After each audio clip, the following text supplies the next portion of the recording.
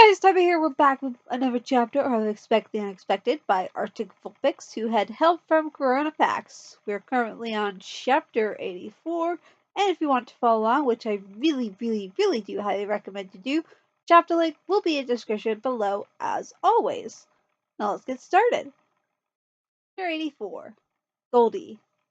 He left, heading towards parts and services like she said. She hadn't lied about needing something. She got what she needed, but instead of heading back the way she came, she took a detour. After a few turns that didn't make sense with what she knew as the layout of the building, she found what she was looking for. A poster that half the time didn't exist, and the other half only existed in the camera feeds. Goldy, come on, I'm back, she said softly. The image of Goldy, in much better shape than she was now, didn't move or flicker in response. Goldy, Hedy said, a little sterner. The poster didn't change, but Hedy felt something in the air shift, like a ripple. Suddenly she was acutely aware of Goldy behind her before she made a sound. Hedy? The ghost bear sniffled, and the mechanic had the feeling that she was close to just disappearing again. She had a very different presence from the ghost kids.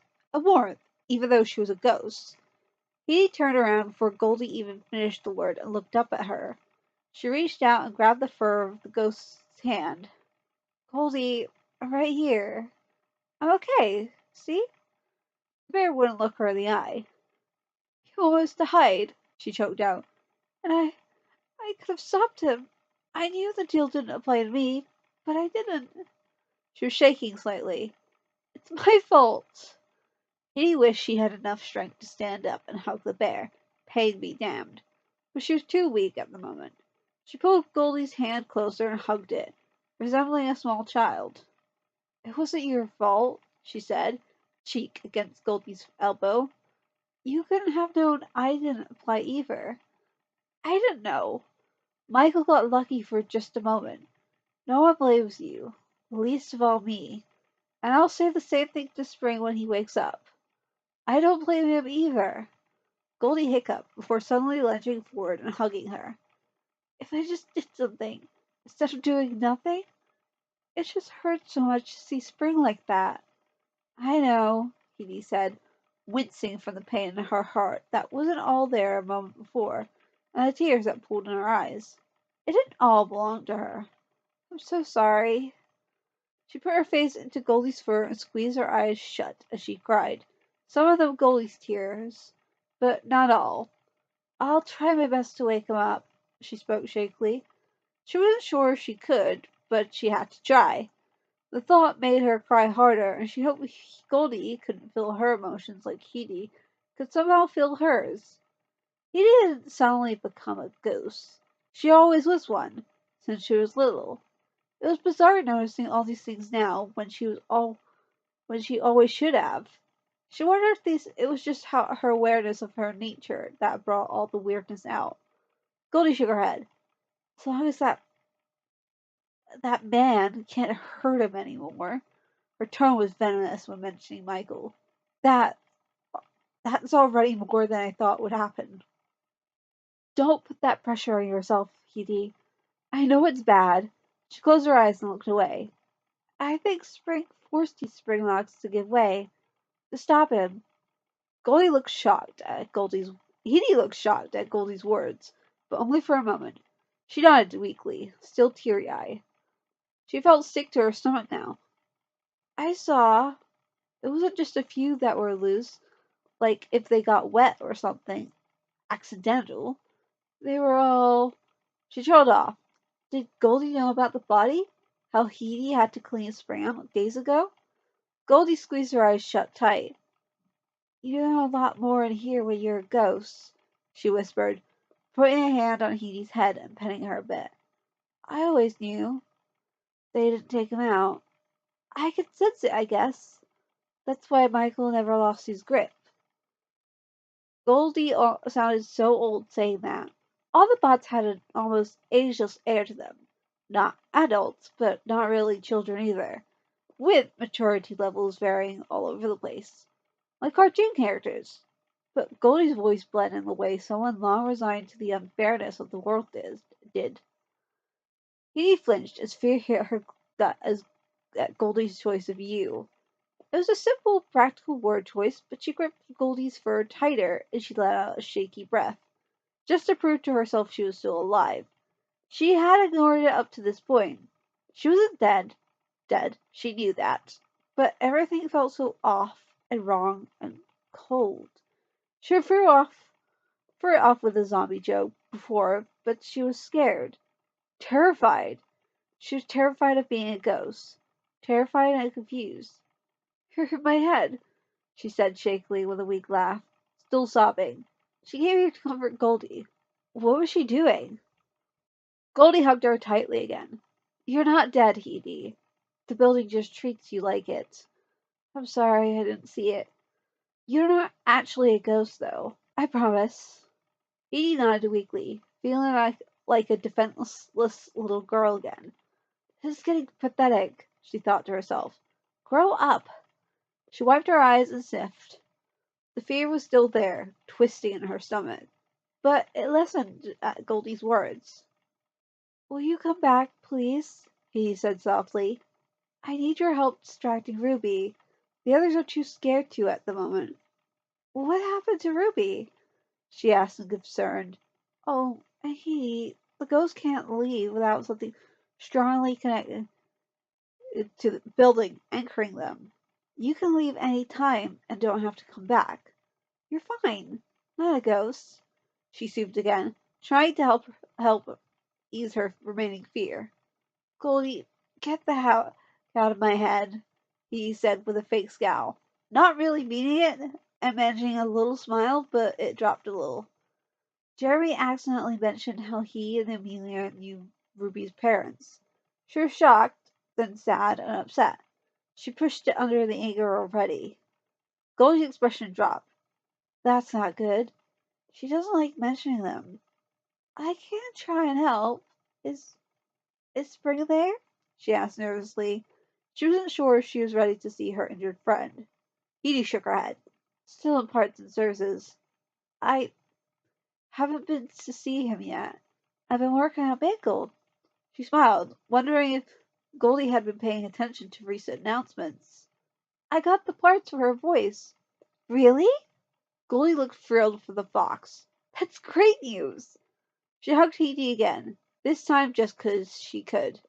Hedy giggled, just as happy about Mangold. "It is. Want to freak out your brother?" Goldy asked, leaning back a bit. Hedy looked at the bear oddly. After a second she looked a little ill. "Teleport?" she asked hesitantly. Goldy nodded. "Sure," he said, then let out a grin. "Right next to him. Oh, I don't know if you know, his wife is here. I mentioned her earlier, Amelia. She doesn't know about you. She might try to hit us if we're too close. She'll definitely scream. Next to Jeremy, but not next to his wife." Goldie nodded. "I can do that. When it's not because of the tablet, I can be really precise about where I pop up."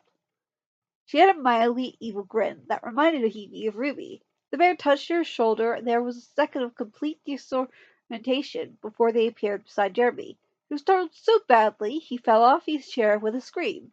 The toys jumped as well, while the originals barely even flinched. They were too used to Goldie after years of exposure to her. Ruby merely glanced up at Goldie, looked at Jeremy, and then cracked up. Even Puppet had to smother what sounded suspiciously like a chuckle at the reaction. Amelia took a breath and put down one of Hedy's wrenches she had picked up during her own startled scream. "What now?" she said, staring at Goldie. "Who's this?" Jeremy glared at Hedy and Goldie as they laughed at him lying on the floor. "It was her idea," Goldie stage whispered, pointing at Hedy with a grin.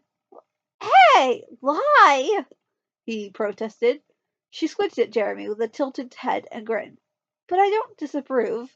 She turned to Amelia, interrupting Jeremy's attempts to tell her off. "Say hi to Goldie." "Hi, I'm Amelia." "I know," Goldie chirped. "Jerry's wife. He's sister-in-law." "Well, don't creep her out," he mildly scowled. Goldie gave a partially sheepish shrug. In truth, she looked pretty pleased with herself overall. Goldy always knows what's going on in the building, Ruby piped up after getting her breath back. That was good. I approve. He squashed her nausea from the teleporting and smiled wider. It was good seeing Ruby happy, even if it was a mess. They were going to have to deal with that sometime. Ah, Amelia said blandly, clearly disturbed. Any other surprises in this insane asylum? She joked with a weak laugh. She ran her hand down her face tightly and groaned. He came beside her and patted her arm in sarcastic comfort, still grinning. Jerry, still on the floor, moaned. One of these days, I'll get back at you. Have I mentioned how much I love you? He said instantly, as Goldy chuckled at Jerry's threat. I'm a terrible influence, Ruby decided. Of course you are, Freddie answered immediately. That's common knowledge. She grinned up at him while Foxy sauntered over to stand by Goldy. We should pair up to do that sometime, he commented. That idea sounded purely horrible to Jeremy. The way the fox was looking at him also gave him the feeling that he wasn't a target. This might be Foxy's revenge for upsetting Ruby. He was scary when protective. If Jeremy admitted it, Foxy was scary all the time to him. Please don't, he complained. Your teeth still give me nightmares. He laughed. And I'm so glad I didn't have a gun back then.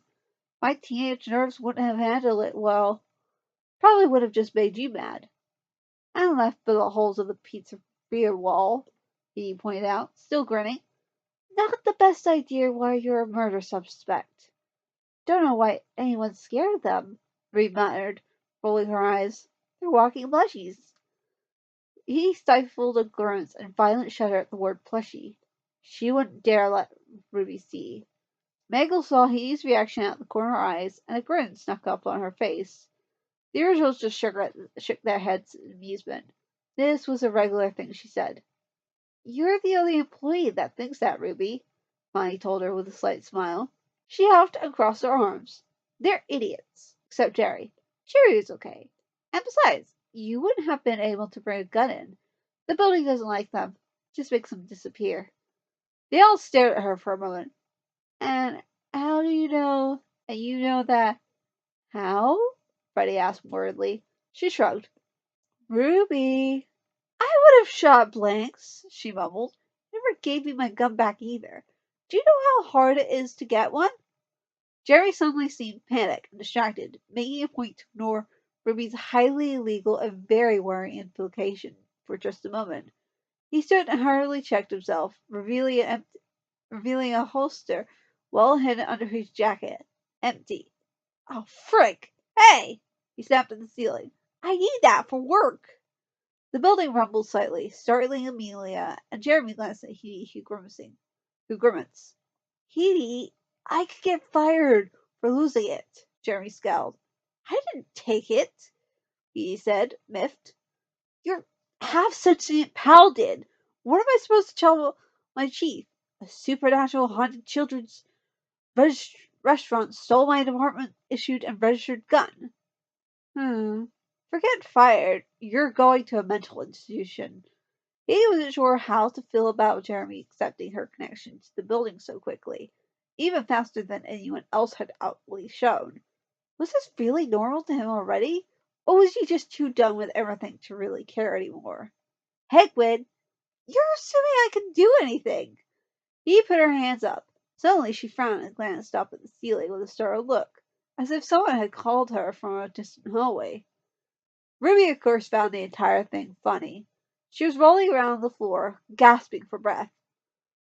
I vote the building makes him do something embarrassing to get it back, she suggested when her laughter died down. Or a wicked grin spread across her face. Hide and seek. The original shuddered. Oh, now I feel sorry for him, Foxy muttered, giving Jeremy a pitying look. Ruby had a far-off look that worried them for a moment. She blinked at Ruby. Oh, come on. Don't give it ideas. She cut off and growled. She facepalmed. It liked the second idea, she muttered as the building shifted again. Jeremy looked resigned. I'm gonna have to crawl through the vents, aren't I? I'm other things, he said, annoyed at the presence in her head, but amused at the situation.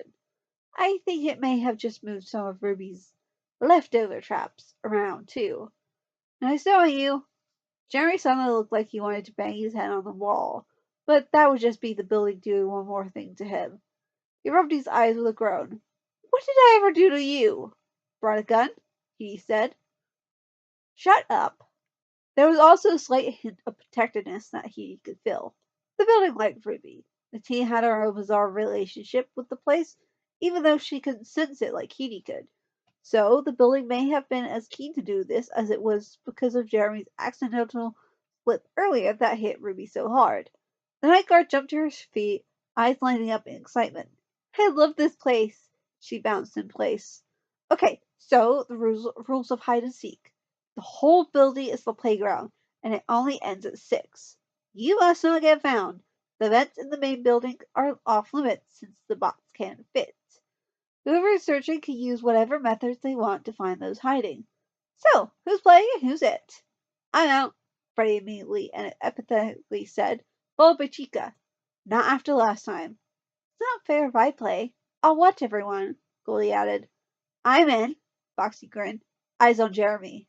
I want to be it. I'm in too.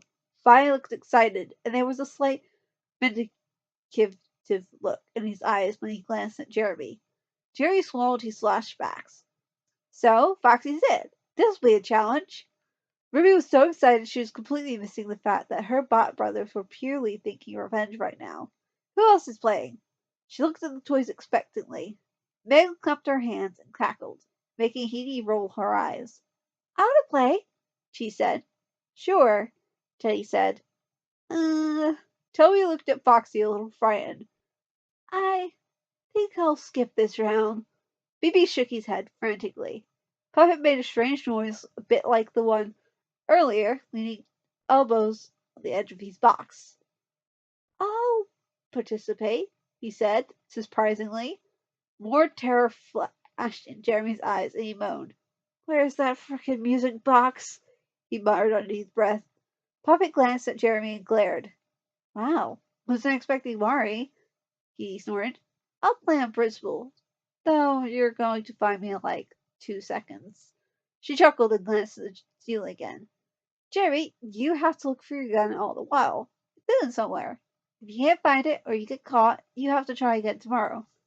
Great, Jeremy said. He glanced at Amelia, almost pleadingly. Amelia looked conflicted. Why not?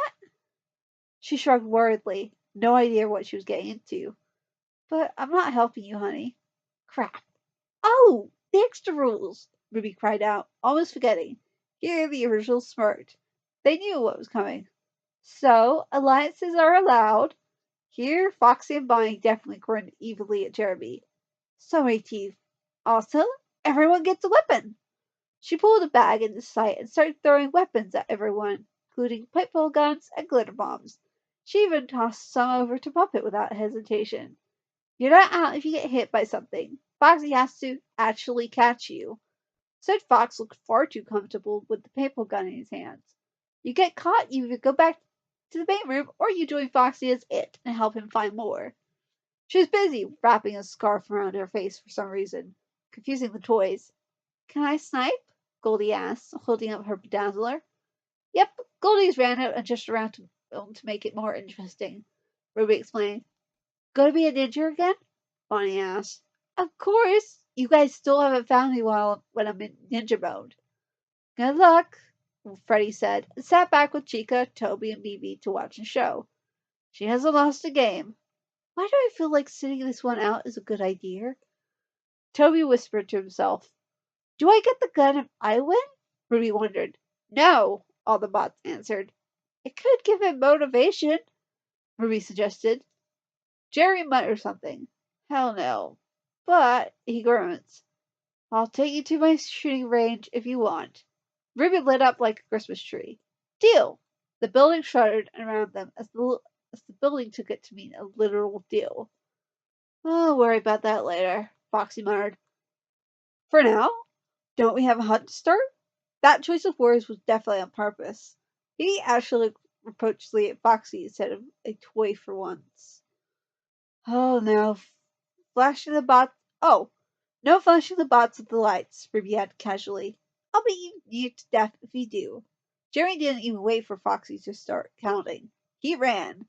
He laughed at the speed he moved as a few others realized they probably need the head start too. Foxy was smiling. Too many teeth. And that's the end of chapter 84. It looks like we're going to get a fun chapter in the next one. But yeah. But Goldy's back. Yay. I mean, she was still around, but she's been quiet because of the whole Springtrap thing. So it's nice to have Goldy back now. So I hope you enjoyed. If you did, leave a like on this video.